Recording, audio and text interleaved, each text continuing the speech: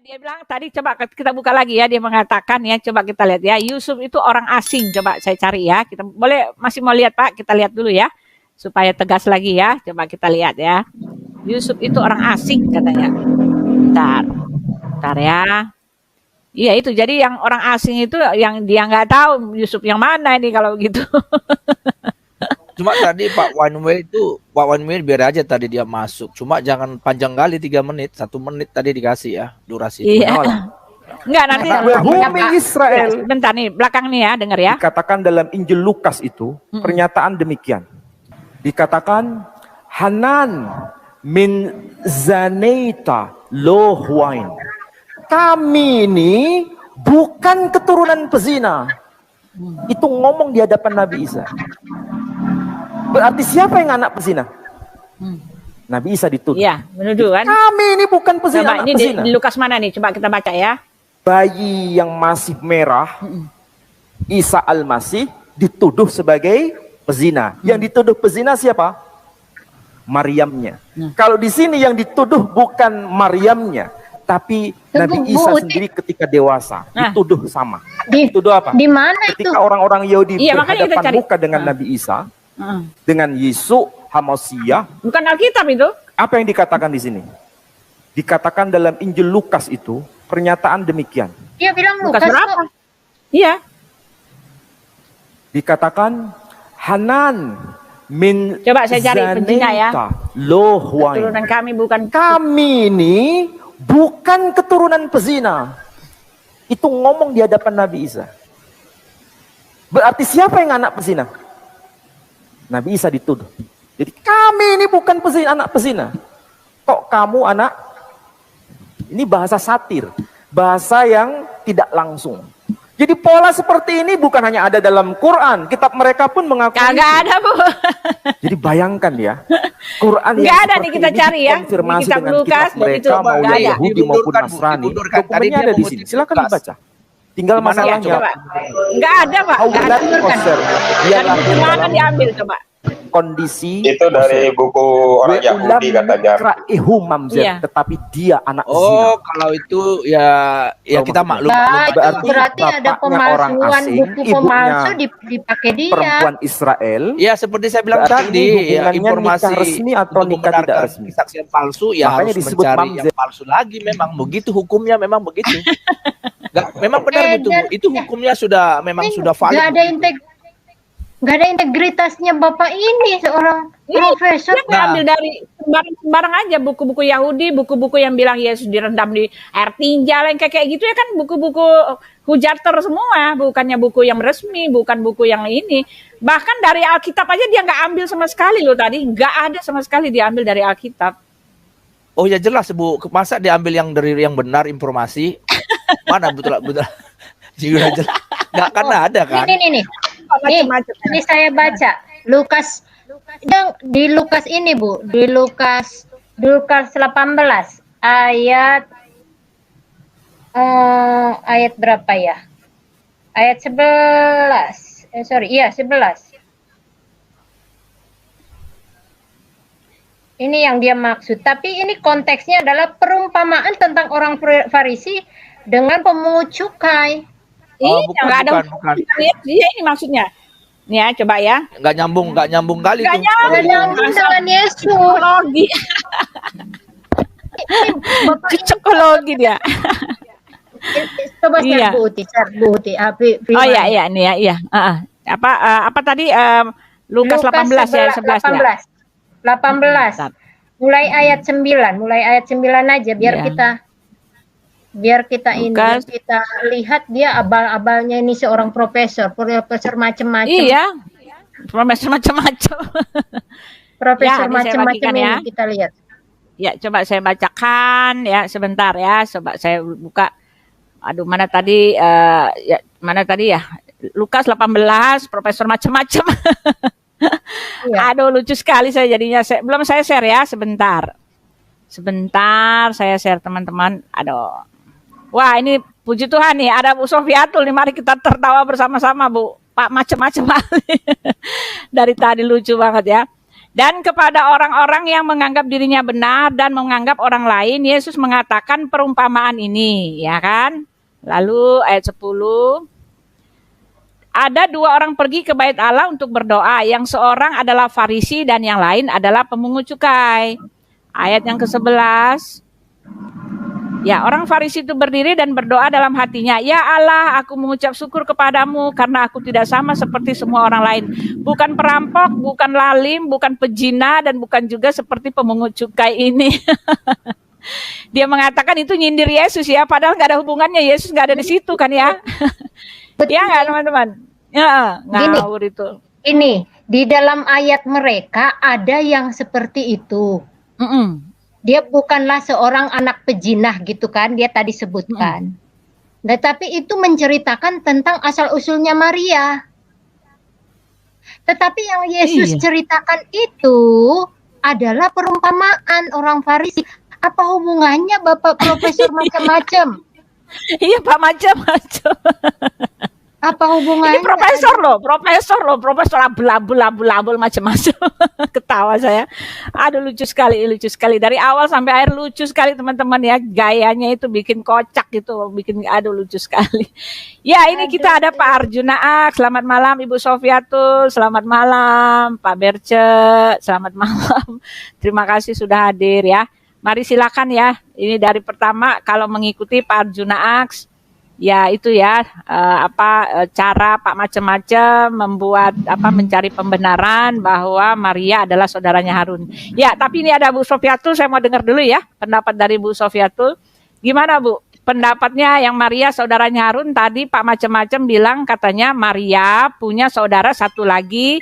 Ya, Maria punya saudara satu lagi. Sebentar ya Pak Wanwe. Masuk Pak Wanwe, masuk aja Pak. Saya masukin ya. Sebentar Pak. Oh, ada Bu Sofiatul, dia nggak mau itu. Iya, masuk ya. Ya, masuk aja Pak. Iya, masuk aja dulu Pak, masuk Pak ini ya. Ya, jadi gini ya Bu Sofi ya. Tadi dia mengatakan Maria punya saudara, ya kan? Saudaranya itu kan satu Elisabeth, tapi dia mengatakan saudaranya itu Elisabeth bukan Elizabeth. Nah, kebetulan ke Elisabeth itu saudaranya Harun, ya kan? Istrinya Harun pada zaman dulu. Iya, siapa yang bisa nerangkan lah tadi? Iya, silakan Pak. Ayat 41. Coba kita buka. Iya, Pak Relok ceritakan. Yohanes 8 ayat 41 bisa ditampilkan, Bu. Yohanes 8 ayat 41. Saya tampilin, Bu. Ditampilin. Iya, silakan ketawa terus kita ya, kocak. Yohanes 8 ayat 41. 41 ya. Itu dia. Kurang keras, besar kah? Itu 43 Bu, 41 Bu. Nah, udah. Kamu Sorry. Kelewat. Terus ke bawah. Ya. Oh ya, ini maksudnya dia nih. Tapi kan tadi dia bilang Lukas Pak, bukan Yohanes Pak. Bukan ini yang dimaksud. Makanya dia memang nggak baca Alkitab tuh, hanya dengar-dengar kata orang. Iya, kalau yang tadi di Lukas itu kan soal orang Farisi berdoa, nggak ada Yesus di situ. Nah, kalau di sini maksudnya di sini itu bukan Lukas, dia baca tadi Lukas kan? Tapi, aduh ngawur sekali ya. Dia bilang itu siapa yang dituduh di sini? Bukankah Yesus gitu? Ya enggak, bukan. Iya, jadi artinya dia menyindir Yesus. Perumpamaan. Iya, kami tidak dilahirkan dari zina, Bapa kami satu yaitu Allah. Tetapi ini maksudnya kan dia menyindir Yesus. Tetapi jelas Alkitab sama sekali tidak ada gugatan yang menyatakan Yesus anak haram karena adat mereka itu bertunangan, itu Yusuf dengan Maria bertunangan itu sudah suami istri. Itu enggak, nah, jadi mereka enggak ada satupun cerita bahwa Yesus dianggap anak haram, enggak, anak zina enggak, karena itu sudah suami istri, bertunangan mereka punya kultur itu suami istri, enggak ada.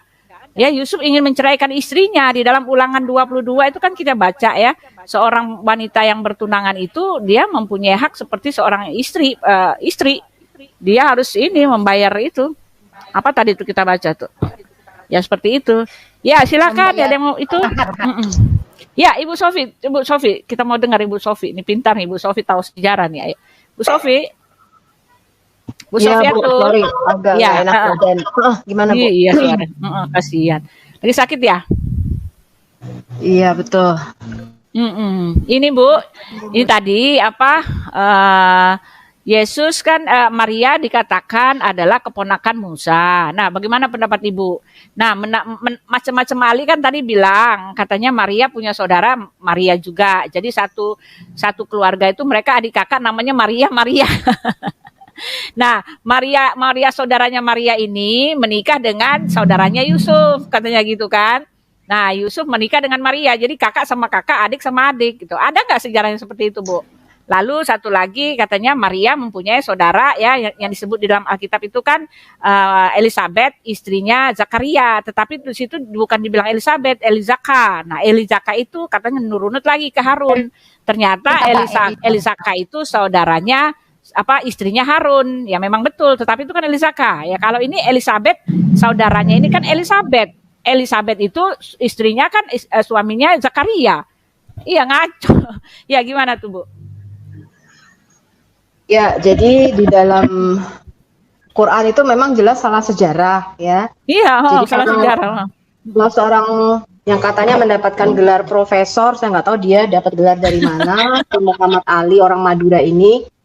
Apalagi dia katanya bekas muridnya Pak Bambang Sena ya, saya nggak tahu kenapa kita menghadirkan ini.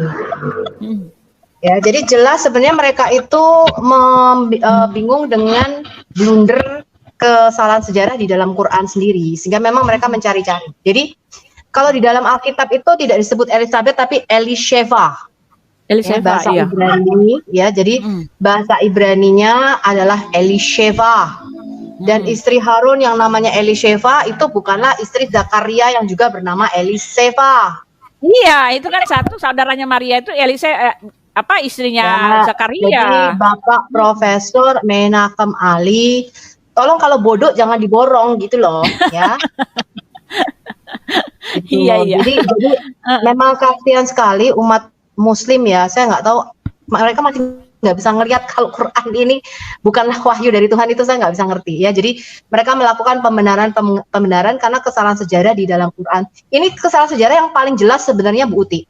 Kesalahan sejarah yang paling jelas ya, bahwa Harun yang istrinya bernama Elisheva itu bukanlah Elisheva istri Zakaria. Iya, sedangkan dia bilang Maria punya saudara Elisheva yang istrinya Zakaria. Nah, nggak bisa dong. Ya, mereka itu sama waktu kita debat juga kalau nggak salah sama Bu Uti atau sama siapa ya, sama Riva Moy. Ya, dia mengatakan, kan saya mengatakan kesalahan sejarah, oh nggak bisa, itu kan Elisheva istrinya Harun. Elisheva istrinya Harun itu tuh bukan Elisheva istrinya Zakaria, dan dia mingkem remahan rengginang Padang ini. Ya, jadi dia itu hanya ngomongnya cepet seperti kayak orang jualan cabai, tapi memang isinya nol. Iya, ini ya? Kalau begitu si Riva dapat dari Pak macam-macam Ali ini ya, Pak macam-macam ini ya. Jadi mereka satu grup ya antara Mualaf Center ZCC. Memang mereka menutupi kesalahan ini di dalam Quran. Ya, sebab mereka percaya banget ini Quran ini firman yang turun dari langit ketujuh ke langit pertama didiktekan selama 23 tahun dari mulut ke mulut, tidak berubah satu lafaz pun, tidak berubah selama 14 abad, dan itu tidak terbukti sama sekali. Ya. Iya. Cuman saya sebenarnya sudah membuat satu detail pada waktu itu Pak Gracia Pelo pernah menjawab ya ketika Esa Raflesia mengatakan ini Maryam itu masih keturunan Harun, yang dia pakai itu adalah Maryame istri kedua Raja Herodes Agung, bukan Maria ibu Yesus. Ya. Jadi yang banyak dia pakai sumber ya. Jadi banyak versi juga ya. Istilahnya itu Maryame itu adalah orang Yahudi juga, keturunan Yahudi, tapi istri kedua Raja Herodes Agung. Kayak gitu ya. Jadi yang diambil istilahnya itu ya, bukan Maria ibu Yesus. Mereka ini sangat terfokus kepada hanya nama ya, bukan latar belakang nama itu siapa orangnya. Iya. Jadi kalau sudah namanya ini ya itulah tuh katanya. Dia nggak tahu tuh namanya itu nama, jangankan si Yusuf, nama Yesua itu banyak pada masa itu kan. Ya namanya juga lagi tren, apalagi lagi tren ya. Ya biasalah kalau orang lagi tren namanya kan, orang tua buat nama anaknya mirip dengan orang yang terkenal gitu kan. Ya, jadi kalau kita melihatnya sih di dalam Quran itu memang udah pasti salah sejarah ya. Imron anaknya Miriam, Harun dan Musa, dan Miriam Nabiah saudara Harun dan Musa, inilah yang disebut Maryam ibu Yesus. Jadi kemarin kayak Pak Dani berusaha menutupi ya Uksa Harun itu bukanlah saudara perempuan, jelas-jelas saudara perempuan Ya, saudara kandung. Karena apa? Karena orang-orang yang pada waktu itu tercatat di dalam hadis, saya sudah membuat videonya, antara lain seorang ahli sejarah Yahudi yang kemudian convert kepada Muslim. Dia menanyakan, loh, kenapa kamu melafalkan Maryam saudara Harun? Jadi mereka di dalam pengertian mereka tuh mereka ngerti saudara perempuan itu saudara perempuan, ya, bukan anak keturunannya. Kemudian orang-orang Kristen Najran juga bertanya, mengapa kamu melafalkan Maria ya ukhta Harun? Padahal Maria ibu Yesus itu terpaut waktu ratusan tahun, 600 tahun, yang sebenarnya terpaut waktu 1500 tahun. Ya, jadi mereka nggak ngerti, dan dari situlah Muhammad mengatakan, oh, orang-orang dahulu itu dipanggil menurut nama keturunannya. Maryam itu keturunan Yehuda, sukunya Yehuda. Iya. Dia nggak punya darah Lewi sama sekali. Ya, yang menikah dengan itu adalah tantenya. Ya, jadi ibunya Elizabeth itu menikah dengan keturunan dari imam besar Harun pada waktu itu, Zakaria. Iya, Elizabeth itu masih tanahnya, begitu loh. Tetapi Maria sendiri tidak mempunyai garis keturunan Lewi. Ya, kedua-duanya salah Bu Sofiatul. Zakaria mereka pikir nabi. Zakaria juga Zakaria itu juga mereka pikir nabi. Padahal Zakaria itu imam besar. Imam. Jadi karena ada Nabi Zakaria. Iya. Mereka pikir Zakaria Yusuf orang asing itu ternyata orang asing, maksudnya orang asing yang di perjanjian lama. Memang Yusuf menjadi orang asing di itu kan, di Mesir itu kan. Itu dia bikin Yusuf yang itu. Di dalam tafsir mereka waktu kita bahas kemarin kita ada satu pembicara internasional, Lloyd Jones juga. Dia bagus ya, bahan-bahannya bagus. Tapi materinya berat ya, mungkin bukan untuk orang awam. Tapi hanya untuk akademisi ke atas. Materinya cukup berat saya lihat. Itu sumber-sumber sejarah yang sangat-sangat akurat. Jadi di mana tafsir-tafsir Muslim Islam itu menyatakan Paulus ya itu keliru dengan Raja Saul, karena nama Paulus kan dulu kan Saulus kan. Iya, Saulus. Jadi mereka menyangka Rasul Paulus itu raja orang Israel. Nah, jadi ini memang Muslim itu kasihan banget deh kalau saya lihat. Ya kasihan banget, saya benar-benar. Aduh, saya nggak habis pikir. Dan kita memang harus doakan sih Bu mereka, karena saya kadang-kadang bukannya berapi-api kalau ngomong ya, cuman saya melihat orang ditipu, lu gimana sih kalau ditipu gitu loh. Dan ini ditipunya itu bukan urusan arisan online, urusan kredit online, ditipunya bukan itu, ditipunya lu masuk neraka surga gitu loh. Bayangin deh. Betul. Jadi kita kayak merebut mereka seperti dari dalam api. Jadi ketika saya makin belajar, ternyata memang ini penipuannya luar biasa loh. Pembelokannya itu. Jadi teman-teman ya, orang kalau mau nipu, itu nggak mungkin 100% itu beda banget. Dia harus mencampurkan antara yang benar sama yang keliru. Ya, jadi berita hoax itu tidak selalu berita bohong 100%. Kalau berita 100% nggak ada orang percaya. Dia itu mencampurkan antara yang benar, ditambahin, dibumbuin sama dia dengan informasi yang keliru. Gitu. Jadi orang itu tidak bisa membedakan mana yang fakta dan mana yang hoax. That's the problem. Jadi emang kasihan. Nah, ini Pak Dhani masuk nih, yang diserupakan. Yang diserupakan ini, ya. Suaranya mirip. Bukan, enggak. Pak Dehe itu, Pak Dehe. Pak Dehe. Jangan ngomongin saya dong, Pak. Giginya tinggal 8 apa enggak? Ibu Sophie bisa aja tahu aja nih. Jadi saya pada habis. Hanya suaranya mirip. Iya, tapi tadi Bu Sophie tadi dia jelas mengatakan ini versinya Arab gitu. Jadi Isa versi Arab. Jadi harus dilihat dari konsep Arab. Perempuannya Harun, Ibu. Iya. Tapi ini kan ya ampun, kalau dia jelas-jelas mengatakan kalau kita lihat itu, yang mana bisa berbahasa Arab itu ya, kalau kita lihat kita berbahasa Arab itu, Miriam itu diterjemahkan menjadi Maryam. Ya, coba lihat aja Keluaran 15 ayat 21 itu kan nama Miriam itu kalau di Alkitab bahasa Arab itu Maryam. Maria juga di Alkitab ibunya Yesus itu diterjemahkan Maryam juga, sama aja sih. Jadi ada kesalahan sejarah ini dari Nabi umat sebelah ini. Ini sebenarnya kesalahan sejarah yang paling fatal di dalam Quran, yang point out menunjukkan bahwa Quran ini bukan wahyu ilahi. Jadi ada pasti Bu. Karena itu mereka berusaha untuk menutupi ini, karena ini udah paling jelas banget ya. Ini udah paling jelas banget kesalahan genealogi dalam Quran ini silsilah yang ini fatal. Jadi kesalahannya itu sangat-sangat fatal. Ya, jadi banyaklah kalau kita boleh bilang poin. Saya sebenarnya udah bikin materinya Bu, cuman waktunya nggak ada loh. Saya sempat meneliti itu karena di dalam terus terang ya di dalam Alkitab kita nggak begitu jelas genealoginya ya. Kalau kita lihat di Lukas 3 pun itu genealogi dari Sisi Maria.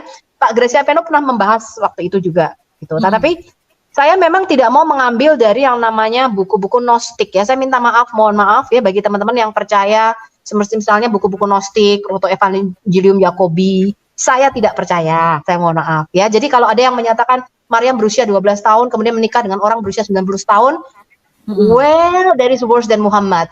Saya minta maaf, saya tidak mengambil itu. Ya, saya cukup mengambil apa yang dikatakan Alkitab. Jadi kalau ada teman-teman yang percaya kepada hal itu, saya menghormati, tapi saya tidak mengambil itu. Ya, saya tidak percaya Maryam berusia 12 tahun dan Yusuf berusia 19 tahun. Ya, that is so unbelievable. Ya, 12 tahun belum dapat menstruasi Bu, mana bisa hamil 12 tahun. Maaf. Bagi teman-teman yang mau mempercayai silahkan, tetapi saya tidak akan mengambil itu karena Alkitab berkata Yusuf adalah suami Maryam. Ya, so, jelas mereka hidup tinggal bersama sebagai suami istri. Ya, setelah melahirkan Yesus. So for you who believe in the Gnostic Gospel, buat saya itu bukanlah manuskrip atau literatur yang bisa dipercaya. Contoh misalnya Injil Barnabas. Saya nggak akan mengambil sepotong pun informasi dari Injil Barnabas. Even di situ ada truth, ada kebenarannya di situ. Ya, karena jelas-jelas jadi tujuan mereka menulis buku-buku Gnostik itu sebenarnya mereka mencampurkan antara yang informasi yang benar dengan informasi-informasi palsu, hoax di situ. Dan buat saya itu lebih baik nggak usah diambil. Gitu. Jadi buat saya yang sudah dikanon oleh bapak-bapak gereja itu cukup, that's enough. Gitu. Termasuk yang dari Arab. Tadi pertanyaan saya Bu Sofi, saya boleh tanya satu? Ya. Bu Sofi? Iya. Jadi gini, pada zaman Yusuf tadi, Yusuf yang dimaksud tadi sama Prof macam-macam itu sebetulnya Yusuf yang dipanggil sebagai penasehat oleh Firaun. Ya. Jadi bahkan Musa saat itu belum lahir. Karena ada sejarahnya kan, bahkan si Firaun ini menamakan si Yusuf tadi karena hikmat yang diberikan Tuhan kepada menafsirkan mimpi si Firaun itu, makanya dia diberikan kepercayaan mewakili raja dan diberikan nama seperti nama orang Mesir kan. Nah, belakangan ini terus muncul lagi yang namanya Yusuf, yang suami Maria itu. Jadi sama-sama namanya Yusuf, tapi zamannya terpaut jauh sekali, tapi anggap sama. Nah itu masalahnya. Bagaimana menurut Bu Sofi?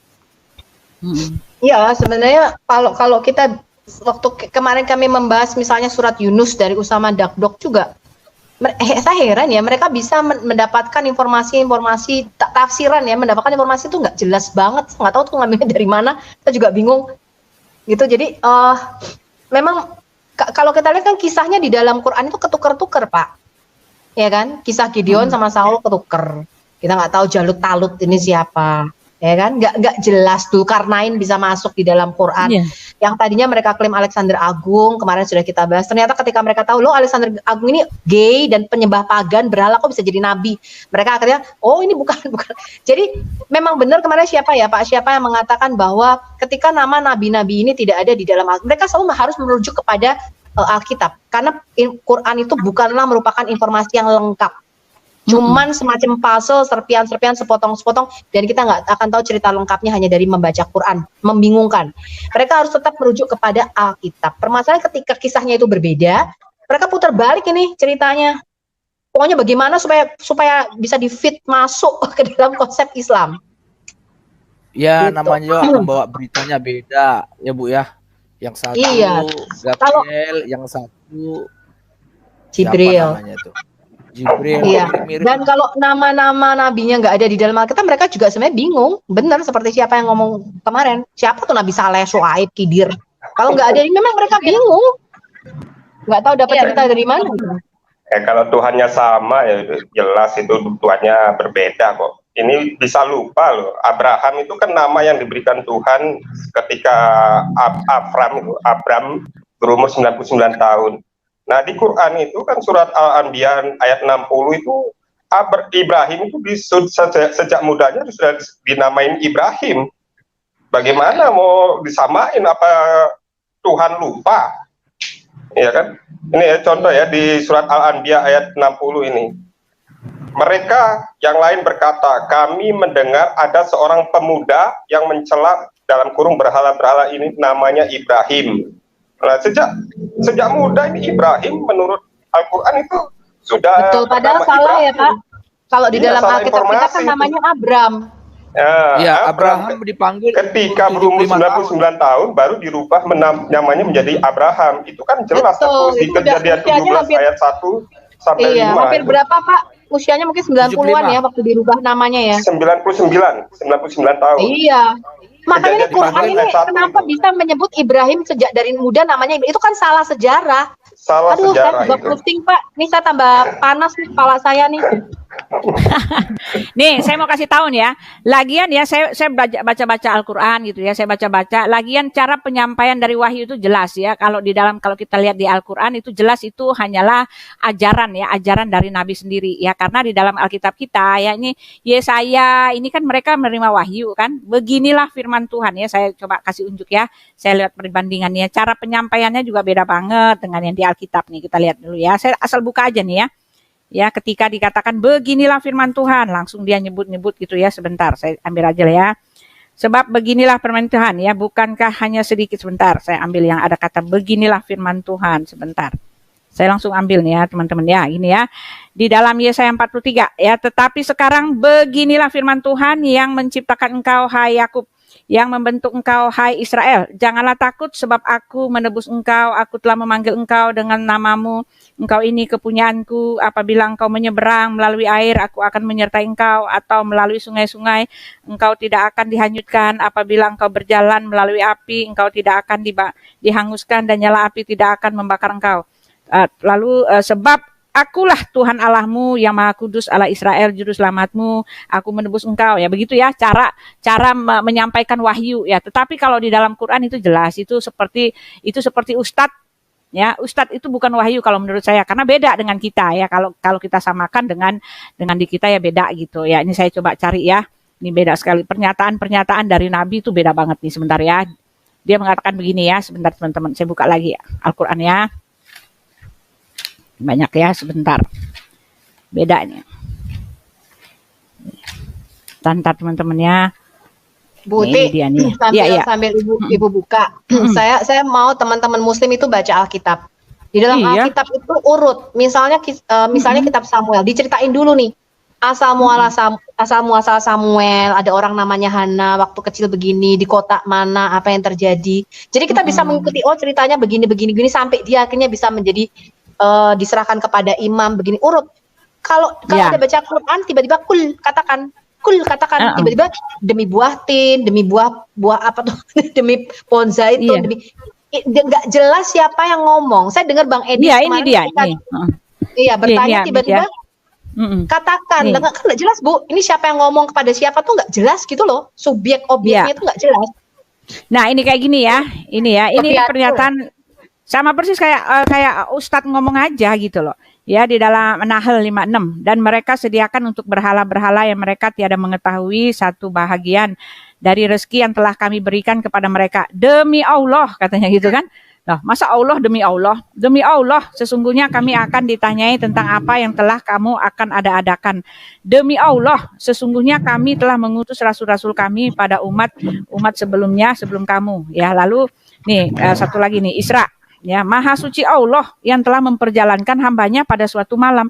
Loh, ini kalau wahyu kan nggak kayak gini. Wahyu dari Yesaya itu kan demikianlah firman Tuhan. Lalu perkataan Tuhan itu turun langsung, turun ya, perkataan Tuhan itu ditulis langsung. Nah, kalau ini kan bercerita, ini seperti Ustadz ngomong aja nih ya. Maha Suci Allah yang telah memperjalankan hambanya pada suatu malam dari Al-Masjidil Haram ke Masjidil Aqsa yang telah kami itu masa Allah ngomong Maha Suci Allah, Bu. Iya itu makanya. Agar kami perlihatkan kepadanya sebagian dari tanda kebesaran kami. Sesungguhnya dia yang maha mendengar lagi maha mengetahui loh. Kalau dia itu kan artinya bukan wahyu ini yang berkata-kata nih kan, ini kan Sesungguhnya Itu dia. orang ketiga, Iya kan? orang Orang ketiga kan? orang kedua Iya, mengatakan semuanya ya.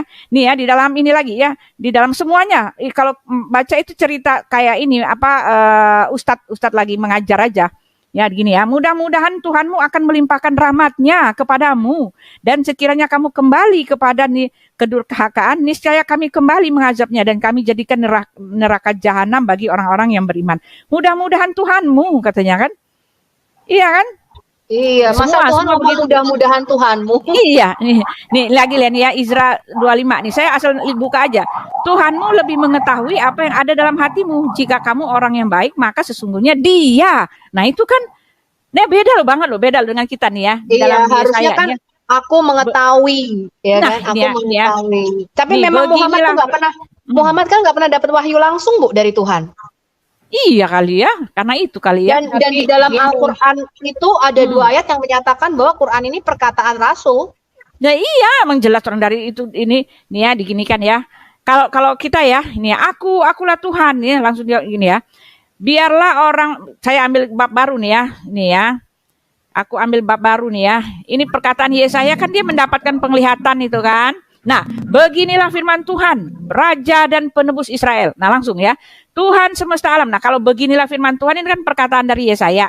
Nah, langsung itu ininya apa wahyunya turun ke bawah itu perkataan-perkataannya itu ya. Beginilah firman Tuhan, Raja Penebus Israel, Tuhan semesta alam, akulah yang terdahulu dan akulah yang terkemudian. Tidak ada Allah selain daripadaku. Siapakah seperti aku? Ya, biarlah ia menyerukannya, biarlah ia memberitahukannya dan membentangkannya kepadaku. Siapakah yang mengabarkan dari dahulu kala hal-hal yang akan datang, apa yang akan tiba. Nah, itu perkataan Tuhan langsung gitu loh. Nah, beda dengan ini ya, beda ini ya. Tuhanmu lebih mengetahui apa yang ada dalam hatimu. Jika orang-orang yang baik, maka sesungguhnya Dia Maha Pengakuasa, Maha Pengampun. Ini kan perkataan Ustadz doang gitu loh kalau kata saya. Iya, dari soal penyampaian itu aja juga beda dengan kita punya.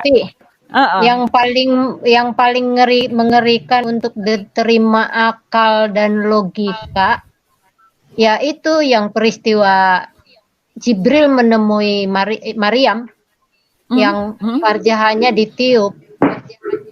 Itu terlalu mengerikan untuk diterima akal sehat. Itu kan kemarin aku yang cerita. Apa itu? Aku nggak tahu cerita itu. Sopi, kebayang nggak? Itu kan Bu.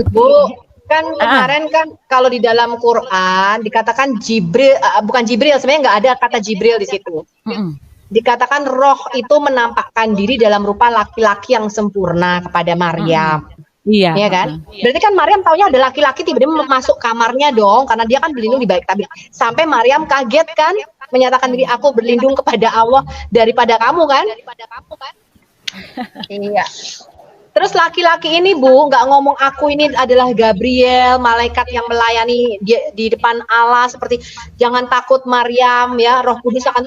Enggak Bu, dia tiba-tiba ngomong aku akan memberikan kamu anak. Kemudian ini Maryam harus ditiup vaginanya, I want to blow out your vajayjay.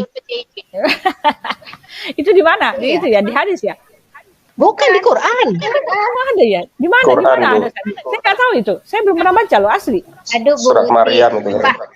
Sekarang lah coba Bu, seorang wanita perawan yang selama ini tertutup, istilahnya terjaga gitu, aman. Tiba-tiba ada laki-laki datang ke dia niup itunya. Namanya aja nggak tahu loh Bu.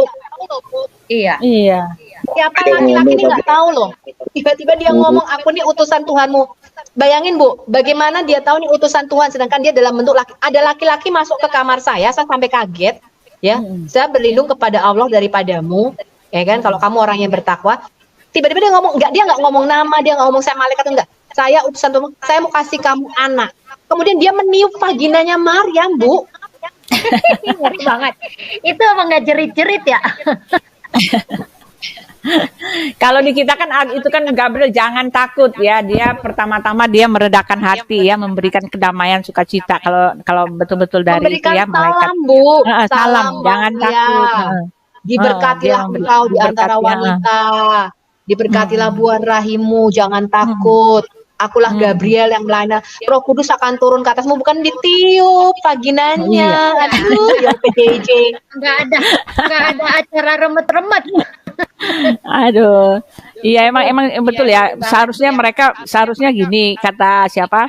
Seharusnya begini ya, ketika mereka sudah dapat kenyataan ya, mereka tahu ya bahwa Alkitab itu sejarah gitu kan, sejarah bukan sejarah ya, bukti original apalagi ya, data valid lah, ini originalnya gitu kan.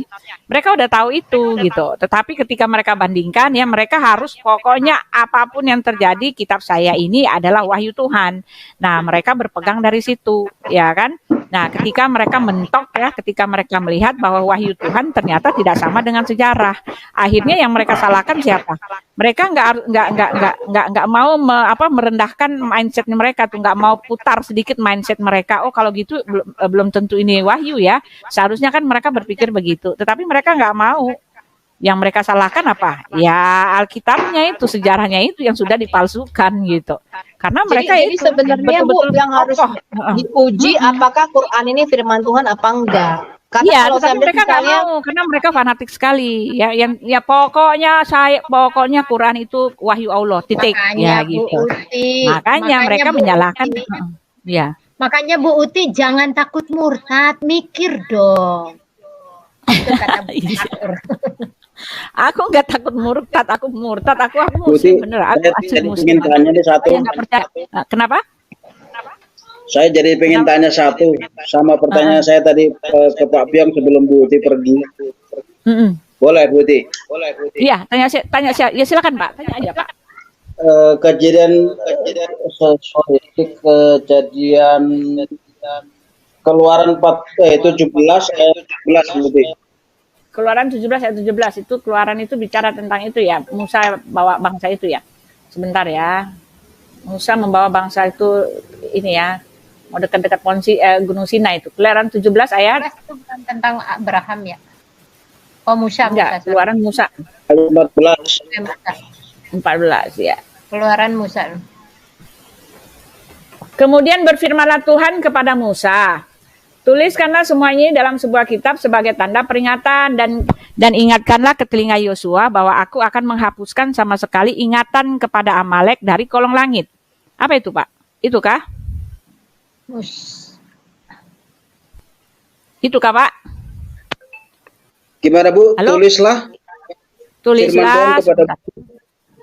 Ya, tulislah, kemudian berfirman Tuhan kepada Musa, tuliskanlah semuanya ini dalam sebuah kitab sebagai tanda peringatan dan ingatkanlah ke telinga Yosua bahwa aku akan menghapuskan sama sekali ingatan kepada Amalek dari kolong langit. Oh. Saya tanya satu hal, tapi Bu Sofi nggak boleh bantu Bu Uti ya. Dari mana Allah tahu bahwa Musa bisa menulis? Mana. Ntar saya baca dulu ya, baca lagi. Keluaran berapa tadi? Dari mana Allah tahu Musa bisa menulis? Kalau dia kan dari itu anak kerajaan itu kan, anak kerajaan Firaun kan, dia ditumbuh kendang dalam istana. Tentu saja dia belajar. Saya baca dia belajar waktu dia dibesarkan oleh raja itu, dia belajar segala macam loh. Dia belajar tata negara ya, apalagi yang dia pelajari itu ya, tata negara. Lalu dia belajar hitung-hitungan, dia belajar. Dia Tuhan, Pak. Bagaimana toh? Enggak, bukan dia. Si Musa itu kan dia dibesarkan di kerajaan kan, dia diangkat kan dari laut, dari air itu kan, lalu dia dibesarkan oleh istri Firaun. Nah, itu dia belajar, Pak. Dia menjadi anak negeri, itulah istilahnya anak pemerintah, dia belajar. Saya baca di mana tuh dia belajar semua, belajar sejarah, belajar ilmu pengetahuan, belajar histologi, belajar segala macam lah. Dia sekolah, Pak. Jadi dia bisa baca. Dia orang pintar. Pak. Kalau umat yang di sebelah itu kan nanti ditanya, disuruh baca itu padahal. Iya, dia orang pintar, Pak. Iya, masalahnya apa? Saya bertanya simpel tadi, dari mana Allah tahu bahwa Musa bisa nulis? Karena Tuhan Maha Kuasa lah. Tetapi latar belakangnya juga sudah dikasih tahu ya. Musa dia belajar karena dia anak pemerintah, anak raja kan, diangkat jadi anak raja kan. Karena dia belajar. Lalu ya Tuhan tahu ya, karena Tuhan Maha tahu. Iya, nah, masalahnya apa Pak? Kalau ada putusan Tuhan, bacalah. Jadi aku bisa baca. Bagaimana? Iya itu dia. Itu juga menjadi pertanyaan ya. Gimana bisa baca lah? Aku tidak bisa baca, masih kasih tahu. Gua nggak bisa baca. Oh maaf, kamu nggak bisa baca ya? Maaf, saya nggak tahu gitu. Iya. Bu Sofi jangan ketawa ya, Bu Sofi jangan ketawa. Aku nggak bisa baca. Oh maaf, saya kira kamu bisa baca gitu kan istilahnya begitu. Salah. Salah. Malaikatnya pergi. Aduh, salah orang deh gue katanya. Iya.